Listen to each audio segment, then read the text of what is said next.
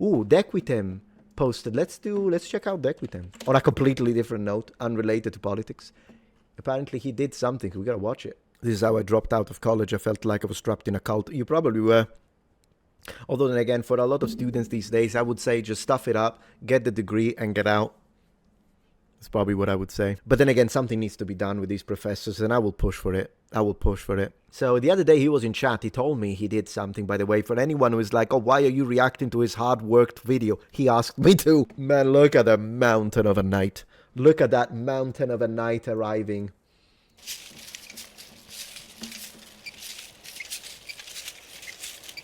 Let's go. I'm with the knight, guys. I'm with the knight.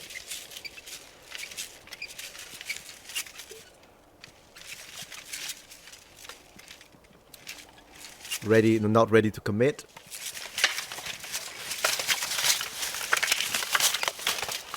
Let's go. Oh, ooh. Yeah, go for the dagger, go for the dagger, go for the rondella. Come on, rondella. And down you go. Yes, Sir Knight, let's go. Take him out, take him out. Let's go. Wow. Hi, I am Dequitem, an armored fighter in non-choreographed night fights. And today we have a special guest, and here on my side is... My name is Ragnar from Fraser on Fencing. I'm also a historical fighter, and I do compete in HEMA. This is before he passed away from the fight introduction that we just saw. I hope they write that on his grave. I think he did really well. It was very courageous of him to try to take on a full plate knight. Yes, and today we want to try something that has a big misconception. What's that? Or is it? Because we want to try today to use the exact same shoes on our feet. Ooh. And we will try to fight each other with full armor and with only the minimal gear of a peasant. Yeah. And let's check if there's a big difference in all that snow and muddy terrain. So You know what? Still, my money's on the knight. I know they're going to do multiple. And again, these are not choreographed, so that's very cool. My money's on the knight 100% of the times. When it comes to the shoes, though, I actually have a pair that looks identical. So let me stop on the frame. I'm going to go get my shoes, guys. And I'll tell you a little bit more about it, okay? So we get a big... be right back. Be right back. These are the shoes. I'm going to go full screen. So these are my shoes. Very similar to what they have. And these were made... I think I got them in Italy. Yeah, they were made in Italy by it's called medievaldesign.com, by the way. We can have a look at the website if you want. They're the same that made my 15th century Italian arming doublet. And if you look at the back, underneath, the sole is very flat. Walking with these on snow, which I have done, is extremely difficult because you literally turn into a skiing competition. There are some types of medieval shoes that are kind of similar to the Roman ones with little studs, which does help. But I'm kind of curious to see how what they are doing is actually quite difficult. Quite difficult. But these are my shoes. shoes on our feet, and we will try to fight each other with full armor and with only the minimal gear of a peasant. Yeah. And Peasant. let's check Yeah. if there's a big difference in all that snow and muddy terrain. So let's test it out and see what will be the outcome.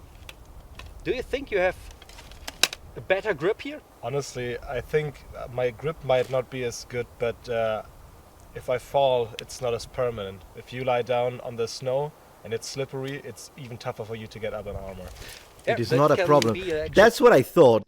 And in fact, when I made my own videos in the snow, and I might pull them up after we watch this to have a look and show you what I'm talking about.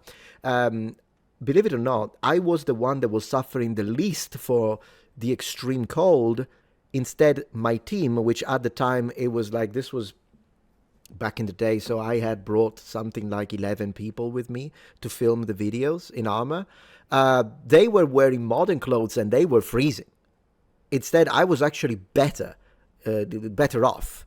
In fact, if anything, I was cold in my hands, but that's easily, you can wear gloves, it's not a problem, and in my face because of the wind. So there's that. So Let's stay fight. tuned and Let's go. now to the tests. Okay. So, I guess I'll be faster than you. What do you think? Yeah, we will check it. Good thing we are not at all competitive. I will do the edit, so if you see me moving awkwardly fast, That's better. no, that's real. That's the real time I needed. And he'll just put slow motion on me then. Yeah, of Cool. course. Good thing we Nice. It's so fun. Okay. You give me the signal. Yeah. Let's go. Cool.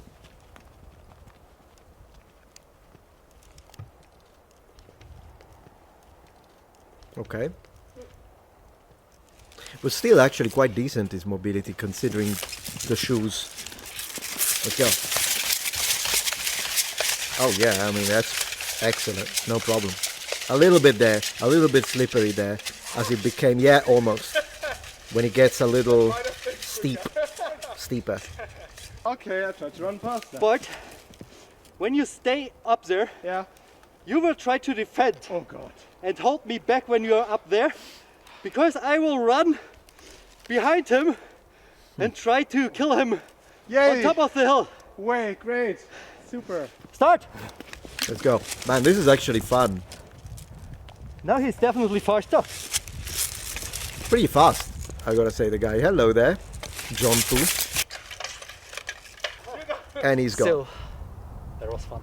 Yes, it was. And slippery. Yes, but actually not that slippery as I assumed at the beginning. Yeah, at least not for you. Yeah, kind of, yeah. But it's really slippery. So you can't tell us that the ground isn't that slippery. Yeah, it is. Yeah. You have slippy soles under these shoes, Yeah.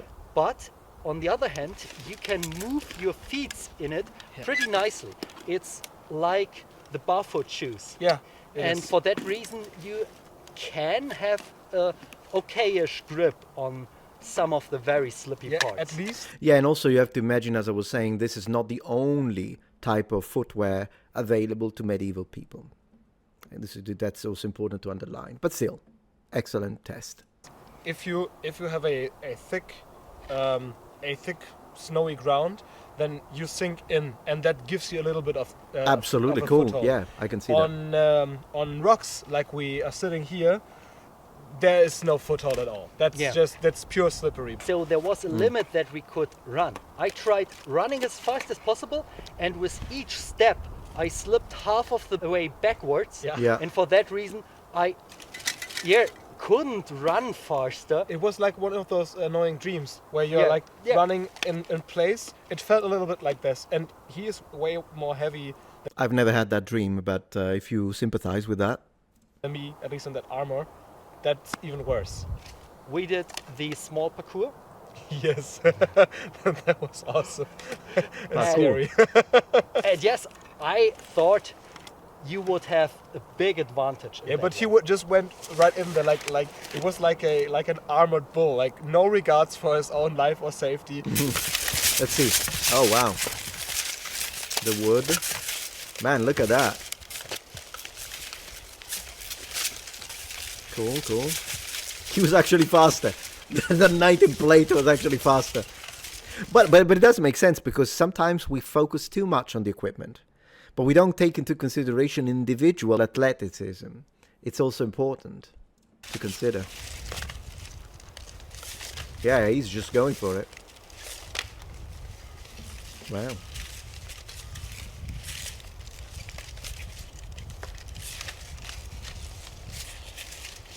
Both were successful regardless. He just went straight up there, and I was like, well, I thought I was a bit disappointed because I thought he would take way longer to get up there.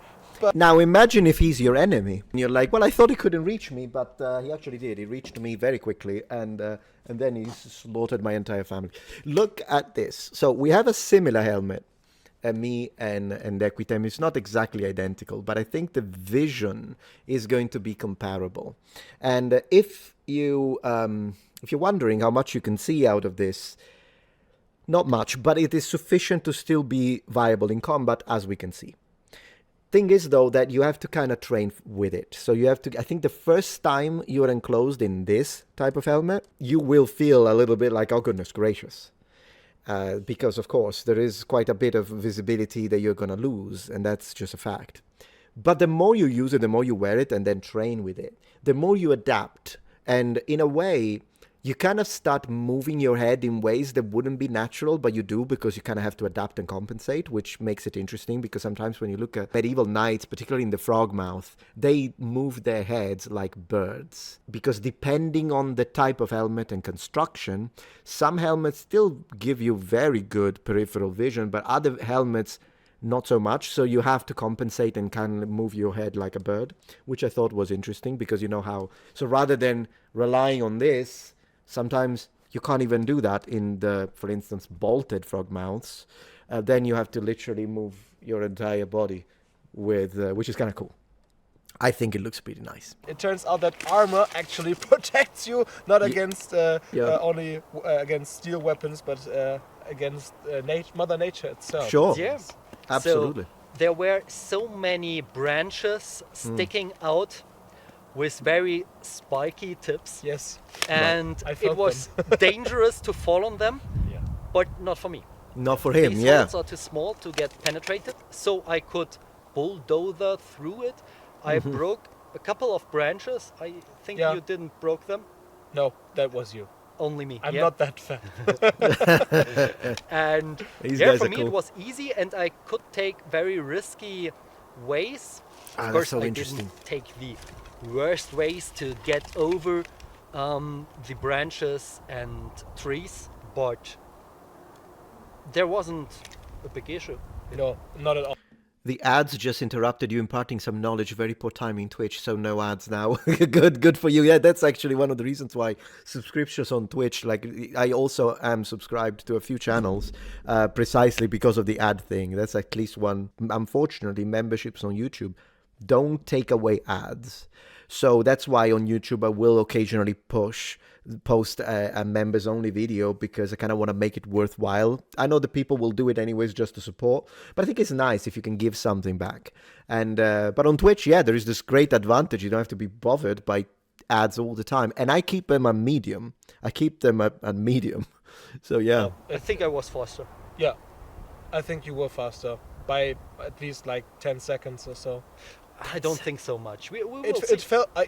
felt like We'll see in the end, but it felt like that for me. If you slip on those logs, which were covered in snow, obviously, then there was a high chance of just my leg getting pierced by another branch which was sticking out. And You see, this is why experiential archaeology, which is basically what this is, if we want to give it the proper name, is so important. When I looked at them and I saw the Dequitem being the fastest, I thought it was a matter of personal athleticism. So I thought, well, he's probably just more athletic than him. The reality, though, it seems like it's deeper than that. He could take more risks with the environment. He didn't want to stab his legs. He didn't want to hurt himself. He didn't want to, I guess, twist an ankle. He didn't want to fall and hit a rock. He doesn't care about that because, again, he's a tank. So interesting. that could like really hurt me. And if it pierces something vital, you can think of the Blade rest. out, yeah. And we are here in the middle of the forest. We had a long walk from the cars up Yes. here, so Quite there a is long not much help that we can get first. So of course we are terrified of injuries, but in the end, for me, there was no big danger. No. And same Including was with the him. last fight. No big danger for me, No, not at all. and you didn't had a lot of chance. No. Okay, the fight. Let's go. Let's have a look again. Look at how he arrives. Freaking love it.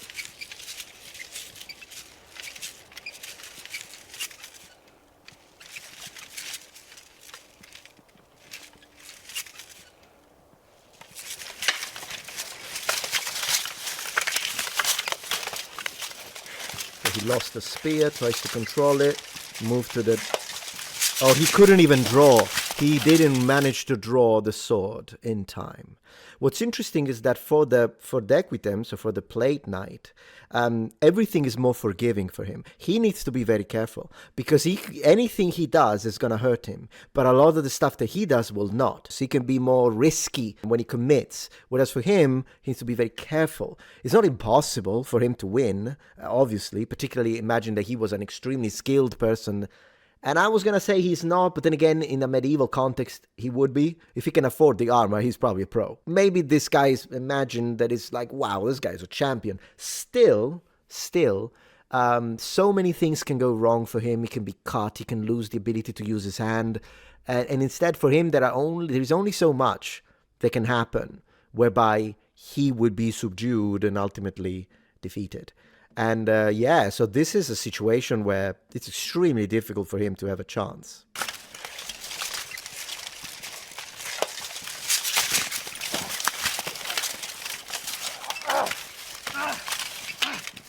I just noticed very good choice, tactical choice. You can see that Dequitem does do this a lot. He chose to give up on the gauntlet to have more precision with his stabbing because he understood, well, he didn't draw the sword. So what is he going to do? Bite me in the hand? And so it made sense in that case to get rid of the gauntlet. And in fact, in iconography, we actually do see knights that choose to not wear the gauntlet at all. I know this might sound strange because, yeah, the hand is a target. It's just that I think medieval people sometimes have an acceptance of risk that was a lot higher than what we have. And in fact, sometimes medieval people fight with visor up. So this is also an option. Yeah. Oh, goodness gracious. That's in this. Oh, my gosh. That's a solar plex. All right, let's see. I'm having a good time.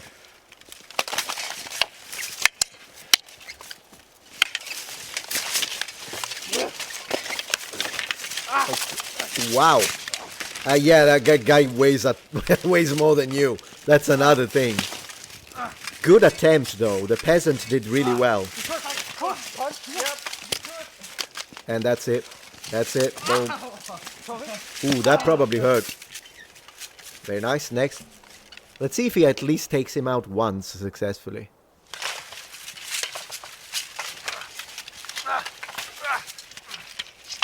Oh, that's done. Oh my gosh, that's done.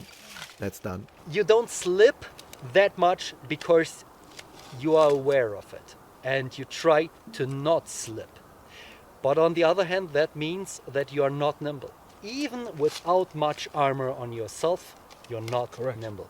You can try it, but you can't move your body away because the only part that you move is your feet on the ground. Yeah, or maybe your torso, and then your feet will just slip out from under you. Yeah, just move your arms to defend yourself. That's the thing you do in slippy ground. And for that reason, I can move my arms nearly as fast as you. Maybe. I want to show that. He's absolutely right. So, arm harness. So this is my right Milanese full plate arm. Okay. And you can see that it's the right one because it's a little smaller in the defense department. Apart from the fact that this becomes also a weapon, because imagine if I hit you with this in the eye or even in your forehead or in the throat. So your elbow, right? It's a weapon. It's also a weapon apart from defending. But the mobility is crazy. Oftentimes, plate armor can bend more than the human arms can. Range of motion of plate is insane. And it's designed that way.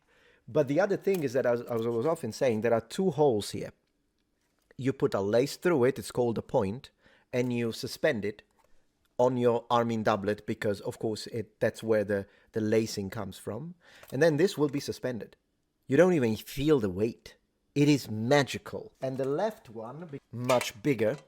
I can remove this, by the way. I can remove this, and underneath it has a much smaller protection if I wanted to. I don't have to go fully armored, but this is typical of Milanese styles that tend to be asymmetrical. And if I wear it, of course, I'm wearing it over my naked arm. That's not a thing. But if I was wearing it normally, imagine that I'm wearing what I'm supposed to. This stays suspended. My range of motion is really good with these. Look at that. And so, yeah, the arm harness is, to me, one of the most forgiving part parts of a medieval suit of armor. Let's go. I can see so what he's saying. Even the same speed. Yeah, pretty much.